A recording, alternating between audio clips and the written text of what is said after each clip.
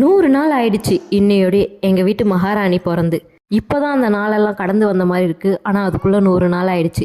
நான் கன்சீவாக இருக்கும்போது இந்த பாப்பா பையன் பாப்பாவாக இருக்கணும்னு ரொம்பவே ஆசைப்பட்டேன். நானும் ஆசைப்பட்டேன், என் ஹஸ்பண்டும் ஆசைப்பட்டார், எங்கள் வீட்டில் இருக்க எல்லாருமே ஆசைப்பட்டாங்க.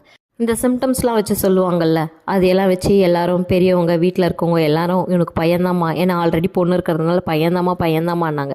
எனக்கும் ஒரு சின்ன ஆசை இருந்துச்சு. ஆல்ரெடி ஒரு பொண்ணு, 2வது பையனாக இருந்தால் நல்லாயிருக்கும்னு தோணுச்சு. ஆனால் அந்த ஆசையெல்லாம் பிறக்கிற வரைக்கும் தான். உங்களுக்கு பெண் குழந்தை தான் பிறந்திருக்குன்னு சொன்னதும் நாங்கள் சந்தோஷப்பட்டோம். ஆக்சுவலாக அன்றைக்கி காலையில் எனக்கு சிசேரியனுக்கு ரெடி பண்ணும்போது அங்கே ஒர்க் பண்ணுற ஒரு ஆயம்மா சொன்னாங்க, வெள்ளிக்கிழமை அதுவுமா உனக்கு மகாலட்சுமி தாம்மா பிறப்பாங்கன்னு சொல்லி. அதே மாதிரி எங்களுக்கு மகாலட்சுமி தான் வந்தாங்க.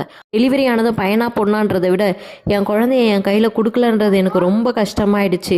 சி செக்ஷனாகவே இருந்தாலும் பாப்பா பிரிட்ஜ் பொசிஷனில் இருந்ததுனால பாப்பாவை எடுக்க லேட் ஆனதுனால உள்ளேயே மூச்சு திணறல் வந்துடுச்சு. அதனால் பாப்பாவை 72 ஹார்ஸ் மானிட்டர் பண்ணணுன்னு என்ஐசியில் வச்சுருந்தாங்க. அது வரைக்கும் நான் குழந்தைய பார்க்கவே இல்லை. அதுக்கப்புறம் கையில் கொடுத்து கொஞ்ச நேரத்துலேயே மஞ்சக்கமலன் இன்க்யூபேட்டரில் வேற வைக்க சொல்லிட்டாங்க. அவ்வளோ கஷ்டத்தையெல்லாம் தாண்டி இந்த மகாராணி எங்கள் கைக்கு வந்து 100 நாள் ஆச்சு.